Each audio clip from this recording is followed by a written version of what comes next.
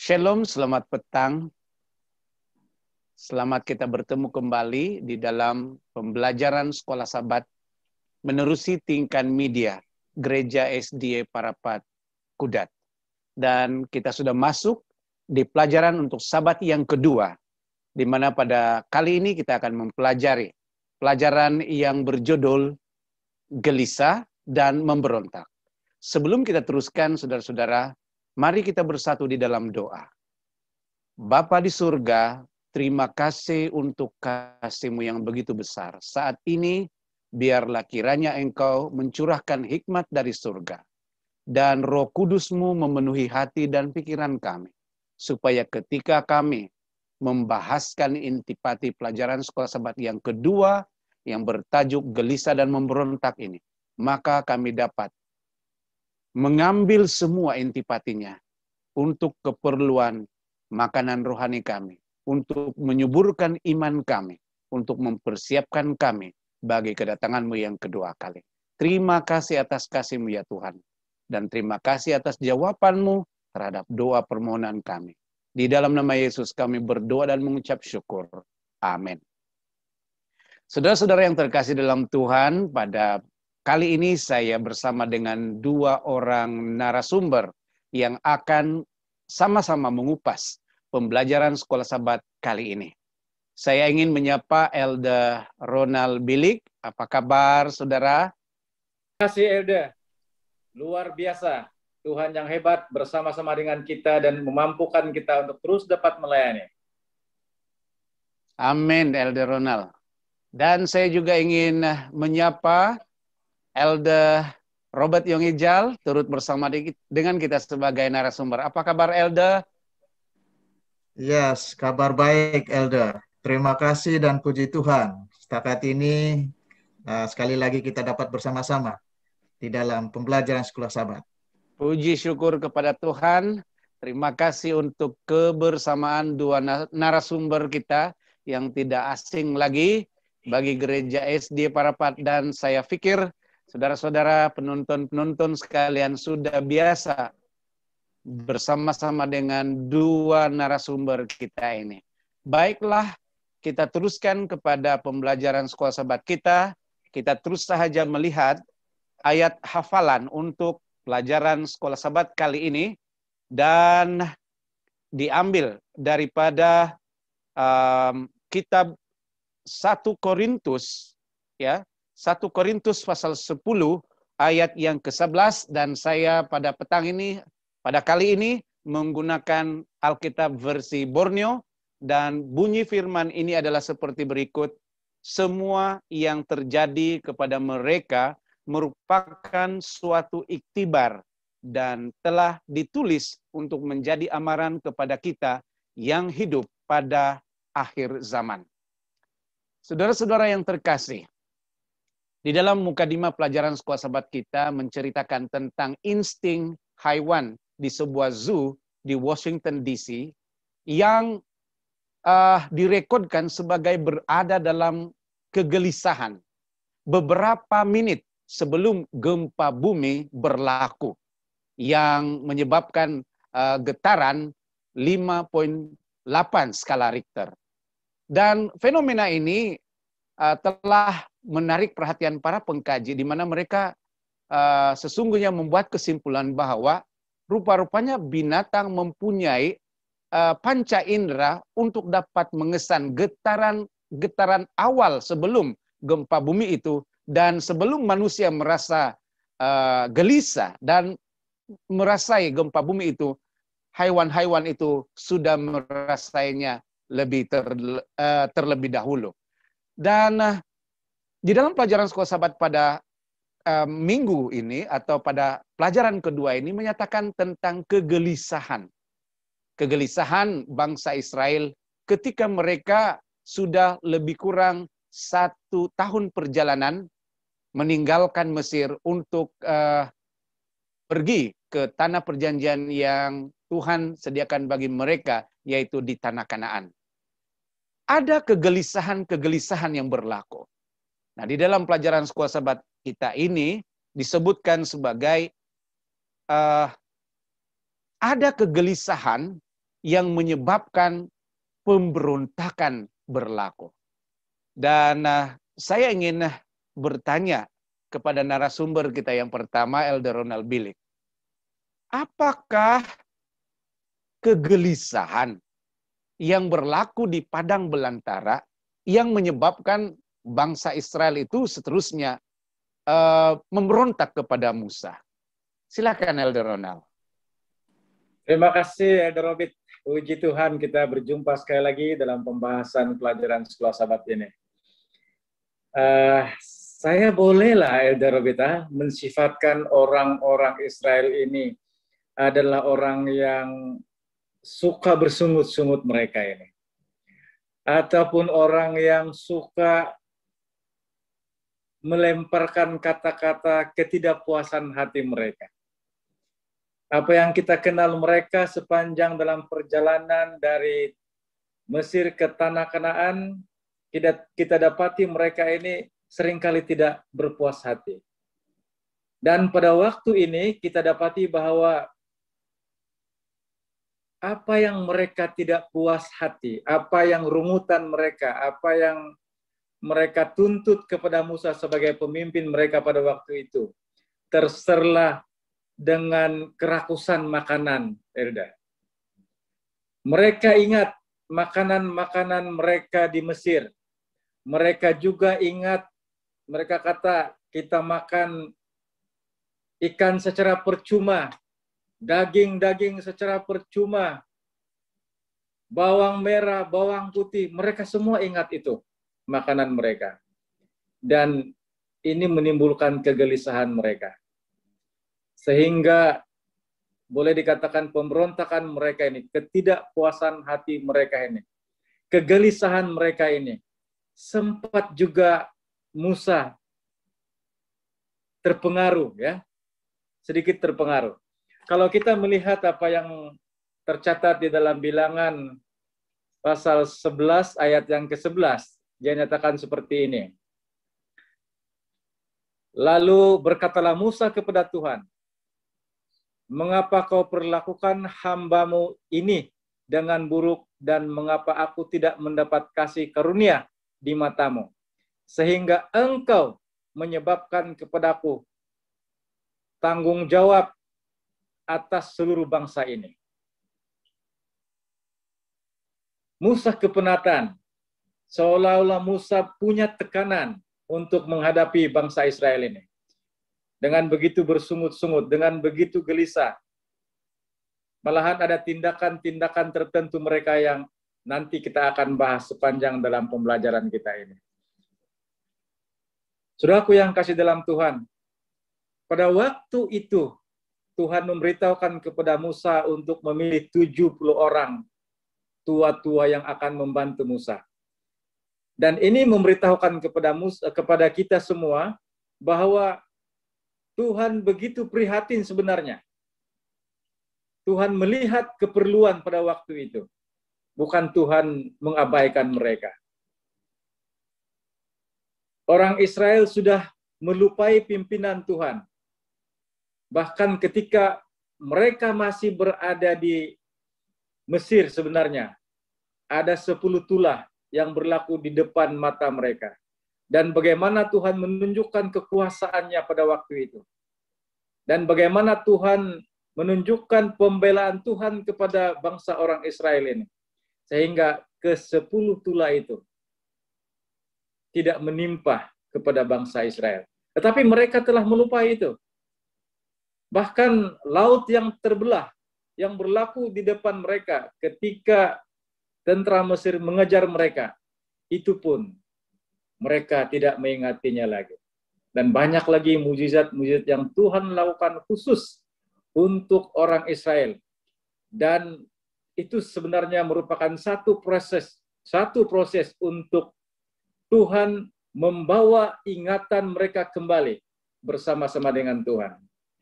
Tetapi semua itu ketika mereka meneruskan perjalanan, mereka bersungut-sungut. Mereka tidak berpuas hati. Mereka gelisah dengan keadaan mereka.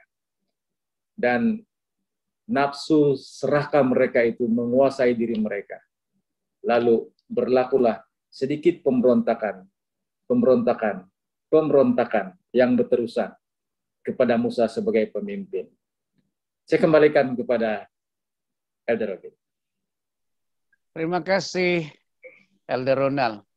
Jadi sebenarnya permintaan mereka untuk makan daging itu semata-mata karena mereka mau memuaskan keinginan mereka yang pernah mereka rasai waktu di Mesir dahulu. Ya, betul, Elder. Sebenarnya bukan karena mereka tidak pernah makan daging semasa perjalanan, sebab setiap kali mereka ada korban bakaran, ada bahagian untuk dimakan oleh mereka. Tetapi mereka mau yang berkelimpahan.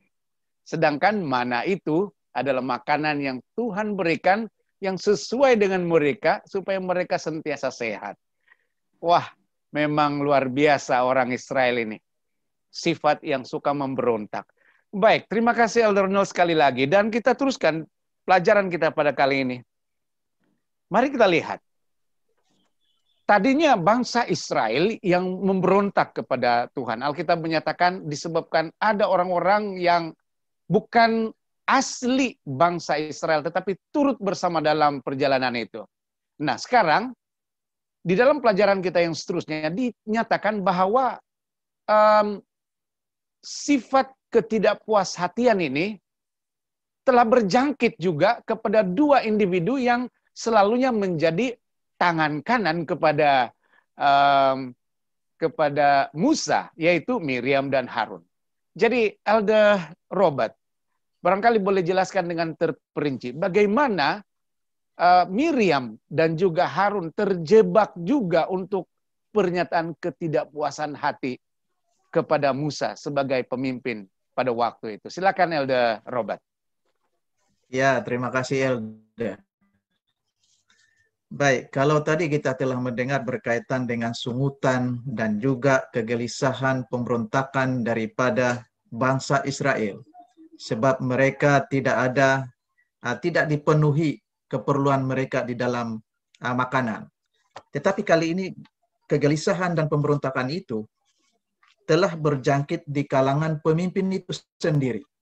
Dan seperti yang Elda katakan sebentar tadi, bahwa dua pemimpin, yaitu Miriam dan Harun, yang merupakan tunggak utama di dalam pembebasan bangsa Israel keluar daripada Mesir itu, juga telah dihasut ataupun merasa ada satu kegelisahan mereka. Yang pertama sekali kita lihat di sini ialah kedua-dua mereka ini menganggap bahwa bangsa Kus ataupun Zipora itu yang diambil oleh Musa, seolah-olah mereka dia tidak layak pemimpin di kalangan mereka.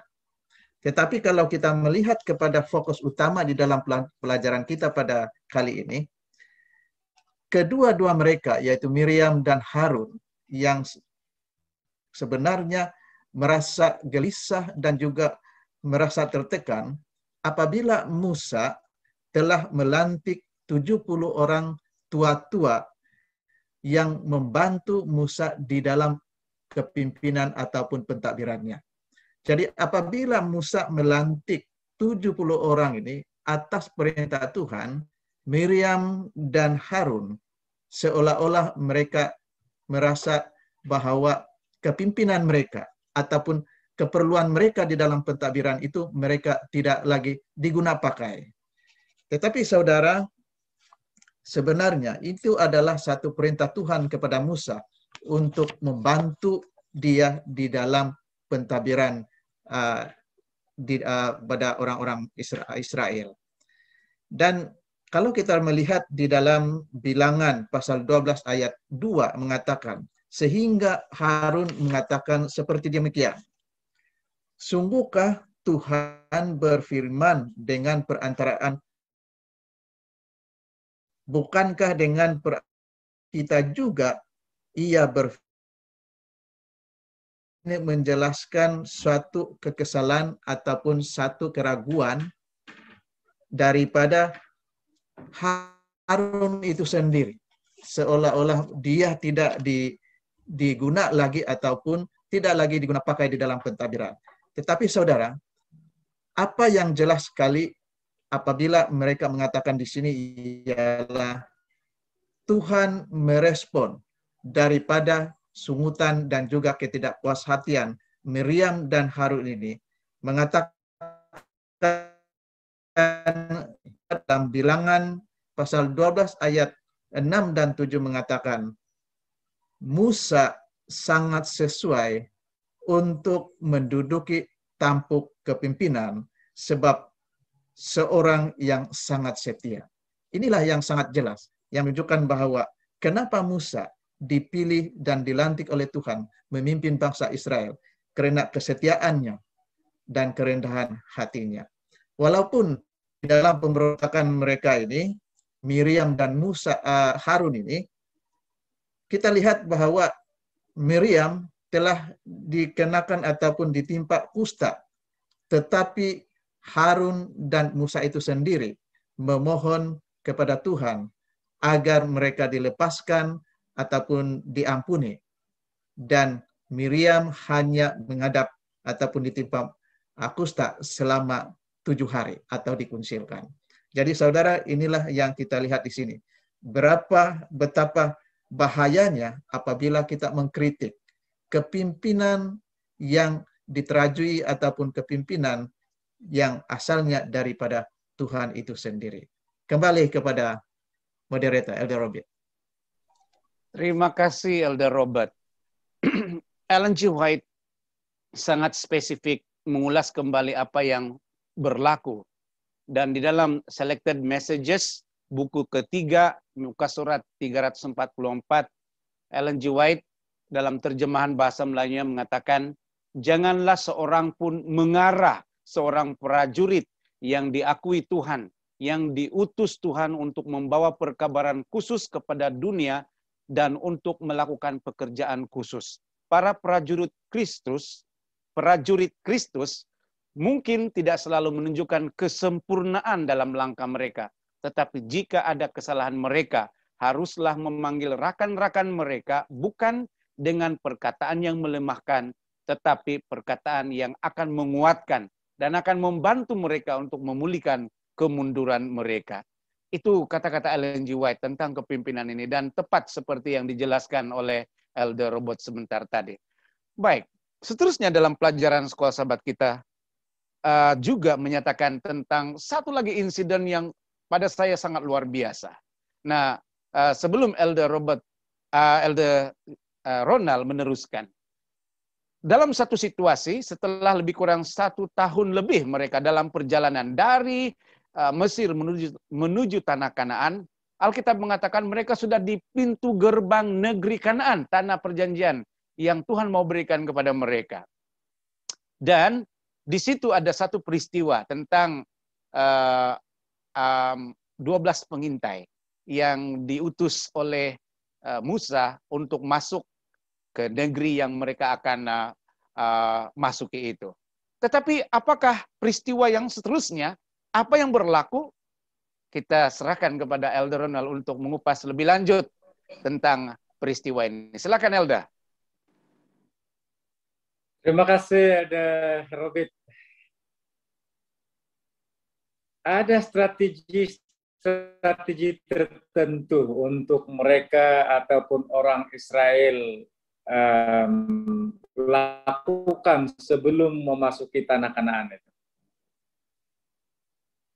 Mereka memilih 12 orang yang hebat-hebat, 12 orang yang terpilih daripada tiap-tiap suku bangsa untuk mengintai, ini mengintai ya, atau dalam arti kata lain mata-mata, ataupun mereka mau survei dulu, mereka mau lihat bagaimana ini kawasan yang Tuhan telah tentukan kepada bangsa ini. Dan ke-12 suku bangsa itu telah memilih 12 orang, maksudnya tiap-tiap satu suku bangsa 1 orang. Dan mereka memasuki tanah Kanaan. mereka melihat apa yang ada di situ. Sekembalinya mereka daripada tanah Kanaan, laporan mereka ini terbagi kepada dua bahagian.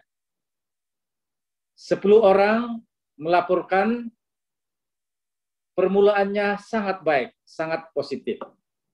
Tanahnya sangat subur, sungguh indah tempat itu. Bahkan mereka sempat membawa satu tangkai anggur yang tidak mampu diangkat oleh seorang. Ini hebat ini Elda.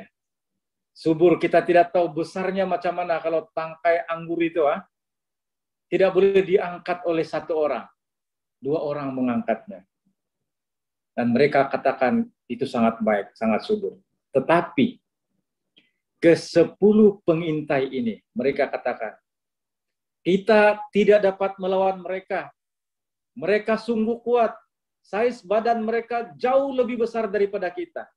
Dan mereka menyebut orang-orang di sana yang disebut sebagai orang-orang raksasa. Besar ini saya kira, ya. Dan bukan itu saja. Mereka katakan apa? Kalau kita masuk di tempat itu, kamu akan dimakan oleh orang-orang di sana. Sebab mereka, saya gunakan bahasa yang mudah, mereka juga makan orang. Begitu. Kemudian timbullah kegelisahan dalam kalangan orang-orang Israel pada waktu itu. Sehingga mereka ada rencana untuk membunuh Yosua dan Kaleb. 2 orang ini yang punya laporan berbeda. Dan rencana mereka untuk membunuh itu Tuhan tidak biarkan begitu saja. Mereka mengambil batu dan mahu melempari mereka. Tetapi ketika mereka mahu melempari Musa dan Kaleb serta Yosua, batu di tangan mereka itu terjatuh begitu saja. Tapi tidak berakhir di situ, Elda. Mereka mengatakan, bagus lagi kita balik ke Mesir di tempat lama kita. Kita lantik seorang pemimpin untuk membawa kita kembali ke Mesir. Bayangkan itu. Tapi pada waktu yang sama, 2 orang yang punya laporan berbeda daripada yang 10 itu menyatakan, kita boleh menewaskan mereka. Kita boleh mengalahkan mereka. Sebab iman daripada Kaleb dan Yosua itu sangat tinggi. Karena mereka mengingati bagaimana Tuhan bersama-sama dengan mereka di dalam perjalanan mereka. Yosua dan Kaleb sangat yakin bahwa Tuhan menyertai mereka. Masakan Tuhan meminta orang-orang Israel keluar daripada Mesir menuju ke tanah perjanjian dan Tuhan membiarkan mereka begitu saja. Dan mereka tidak percaya itu berlaku. Keyakinan mereka, iman mereka, betapapun besarnya size orang-orang Kanaan itu, mereka boleh tewaskan. Kenapa?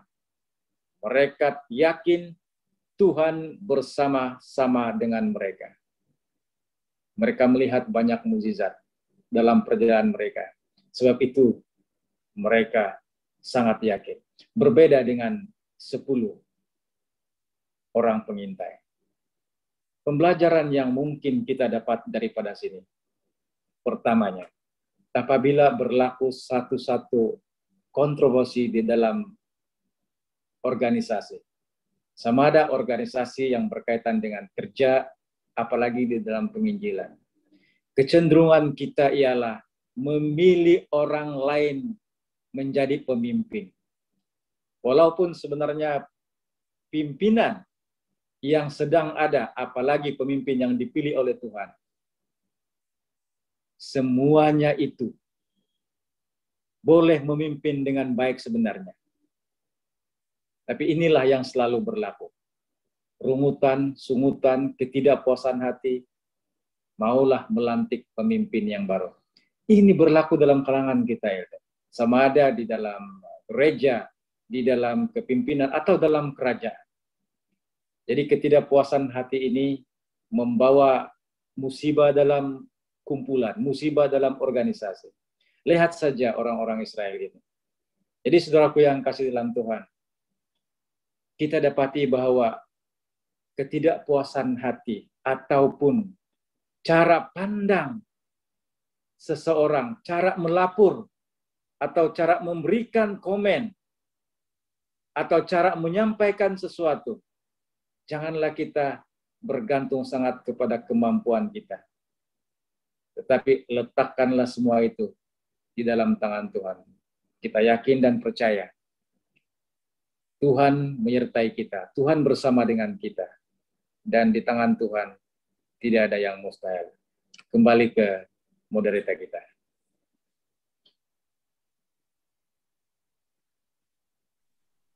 Terima kasih Elder Ronald. Saya membayangkan suasana di sempadan Tanah Kanaan itu suatu hal yang sungguh luar biasa. Dan pada waktu, ya seperti mana yang disebutkan oleh Elder Ronald tadi, Kaleb dan Yosua, serta malah Musa sendiri diugut untuk dilempari dengan batu untuk mau bunuh mereka semua. Tuhan datang dalam tiang api. Dan pada waktu itu juga Tuhan menyebabkan pemberontakan itu tidak menyebabkan kematian umat-umat Tuhan yang setia pada waktu itu, yaitu Kaleb, juga Yosua, dan juga Musa sendiri. Dan seraya itu Tuhan di dalam Bilangan pasal 14 ayat yang ke-12, dia mengatakan sesuatu kepada Musa. Dia memberi tawaran kepada Musa dengan kata, karena mereka tidak ingin memasuki Kanaan, aku akan menghancurkan mereka sehingga kita dapat memulai dari awal. Ini perkataan dari Tuhan sendiri. Tetapi pada waktu itu, reaksi Musa sebagai seorang yang mempunyai nilai kepimpinan yang tinggi sungguh amat tidak diduga. Malahan para ahli teologian menyamakan tindakan Musa ini samalah seperti apa yang dilakukan oleh Yesus di Kalvari. Nah, untuk mengupasnya, kita berikan ruang kepada Elder Robert. Silakan Elder Robert. Ya, terima kasih sekali lagi Elder Robert. Seperti yang dijelaskan oleh Elder Ronald tadi, dan juga moderator kita tadi.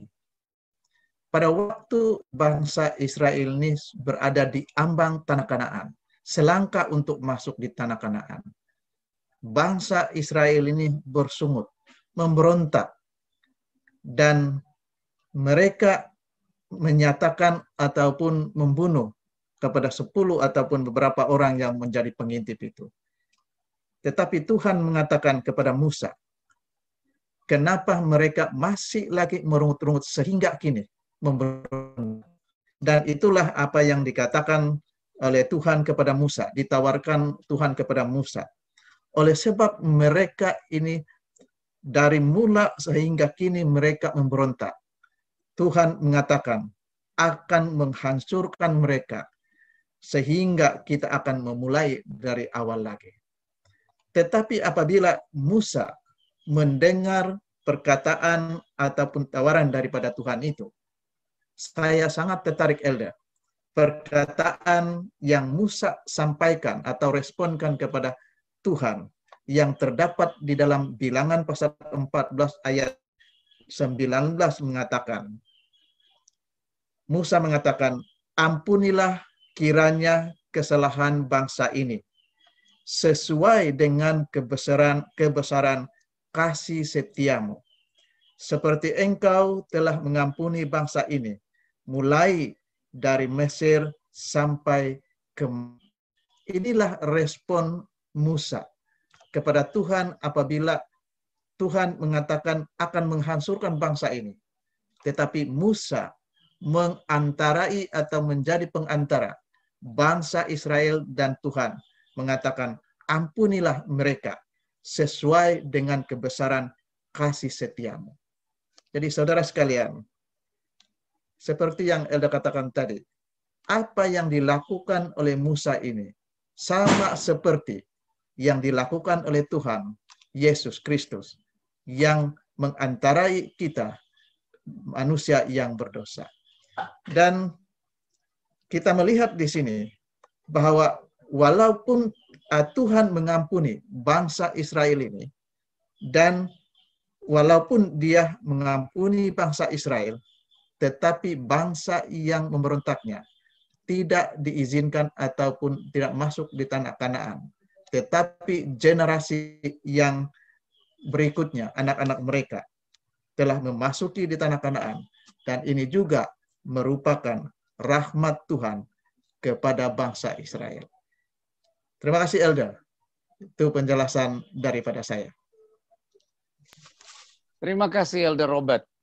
Jadi Musa merupakan seorang yang memang Tuhan telah nyatakan sebagai pemimpin yang paling lembut hatinya.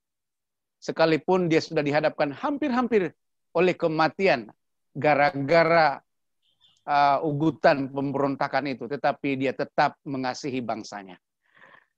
Elder Ronald, rupanya cerita pemberontakan itu tidak berakhir satu episode. Episode yang seterusnya adalah setelah mereka melihat bahwa mereka bersalah dan Tuhan campur tangan dengan cara yang begitu istimewa ketika mereka memberontak, tiba-tiba hati mereka berubah, seolah-olah mereka itu bertobat. Tetapi akhirnya apakah yang terjadi sebenarnya sehingga ada kematian yang besar-besaran di kalangan bangsa Israel di tepi negeri Kanaan yang mereka hendak masuki? Elder Ronald, ada penjelasannya untuk kita pada petang ini. Silakan Elda. Kalau kita menjawab dengan mudah, Elda, inilah akibatnya kalau memberontak. Atau inilah akibatnya kalau bertobat tetapi tidak sungguh-sungguh.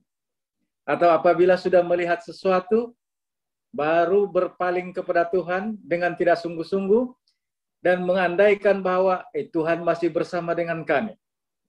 Inilah akibatnya. Dan apa yang berlaku, kekerasan hati itu membuahkan kematian. Mereka tewas dalam peperangan itu sebenarnya. Saya singkatkan cerita Elda ya. Mereka tewas dalam peperangan itu. Intipati di sini kalau kita melihatnya ialah setelah ditegur, setelah diberitahu, mereka berpaling kepada Tuhan atau mereka kembali kepada Tuhan, tetapi bukan dengan sungguh-sungguh. Mereka tidak sungguh-sungguh. Mereka takut secara takut manusia.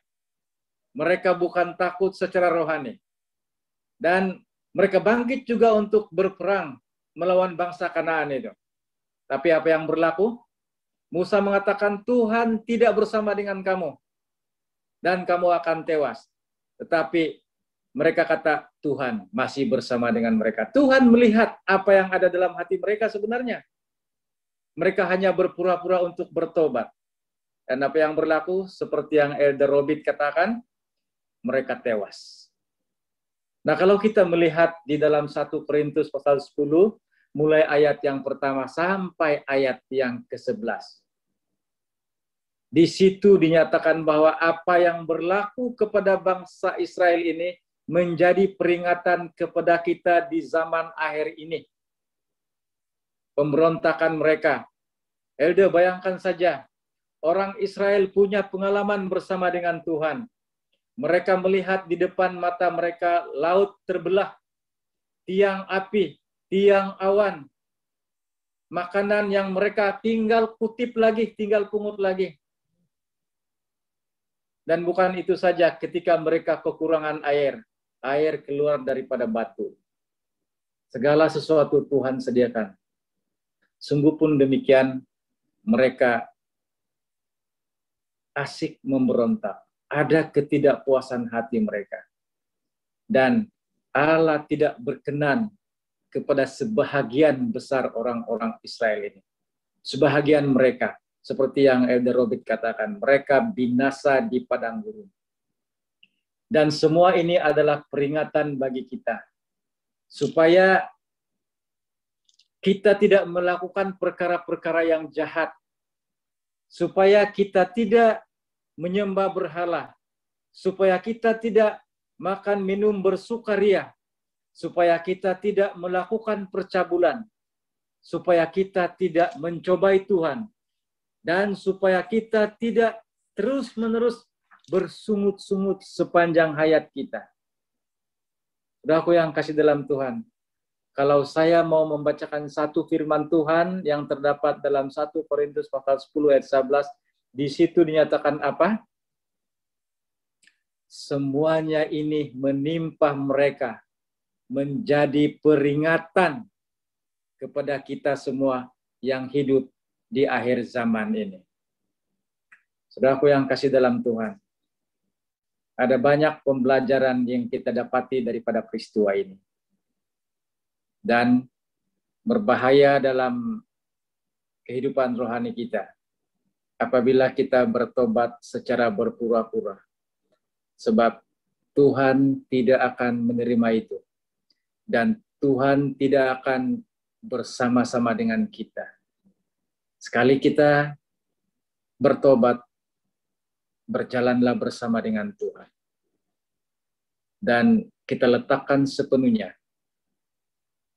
di tangan Tuhan. Dan kita jangan menunjukkan pemberontakan, apalagi mencobai Tuhan Allah kita. Kembali kepada moderator. Terima kasih Elder Ronald. Sudah cukup jelas tentang pelajaran kita yang kedua ini, bahwa gelisah dan memberontak bukan jalan Tuhan. Dan kita bersyukur karena hari ini kita mempelajari pengalaman bangsa Israel supaya dia tidak berlaku lagi untuk kita yang berada di penghujung akhir zaman. Saudara-saudara yang terkasih dalam Tuhan, saudara-saudara yang mendengar dan menyaksikan pembahasan Sekolah Sahabat pelajaran yang kedua ini, mari kita ambil ketetapan untuk tidak menjadi gelisah, untuk tidak memberontak kepada Tuhan, tetapi menghitung setiap berkat-berkat Tuhan dalam kehidupan kita, menghitung bagaimana Tuhan telah melepaskan kita dari segala cabaran, dugaan di dalam kehidupan kita. Supaya kita akan memiliki berkat yang berterusan dengan Tuhan sampai kedatangan Yesus yang kedua kali. Ataupun orang sebut sebagai Maranatha. Pembelajaran kita berakhir di sini. Dan mari kita undang sekali lagi Tuhan untuk memeteraikan pelajaran ini di dalam hati kita. Dengan mempersilakan Elder Robert untuk memimpin dalam doa penutupan. Silakan Elder Robert. Mari kita tunduk kepala dan saya pimpin di dalam doa. Ya Tuhan Allah Bapa kami yang bertakhta di dalam kerajaan surga. Puji Tuhan, terima kasih di atas kebaikan-Mu. Kami sudah mempelajari firman-Mu yang Engkau berikan di dalam sekolah Sabat. Dan biarlah setiap kami memahami dan menghayati pelajaran itu, agar itu menjadi satu kekuatan bagi kami, menjadi panduan bagi kami. Terima kasih Tuhan, sebab Engkau juga memberikan kami kesedaran, memberikan kami kekuatan untuk terus berpegang pada perintah Tuhan, dan kami akan dapat bersama dengan Tuhan sehingga Yesus yang kedua kali. Terima kasih di atas kebaikan dan berkat Tuhan. Dalam nama Yesus kami berdoa. Amin. Amin, Elder Robert. Terima kasih untuk doa penutupnya tadi. Saudara-saudara yang terkasih dalam Tuhan, kita ingin mengucapkan berbanyak terima kasih kepada Elder Ronald dan Elder Robert yang bersama-sama dengan kita sebagai narasumber. Dan saya juga ingin merakamkan berbanyak terima kasih kepada pelayanan Tingkan Media yang telah menjadi host kepada penyiaran perbincangan Sekolah Sabat secara online pada kali ini menerusi tingkat media. Kita berjumpa lagi di dalam pembahasan pelajaran Sekolah Sabat untuk pelajaran ketiga di minggu yang baru. Tuhan memberkati dan shalom kepada semua.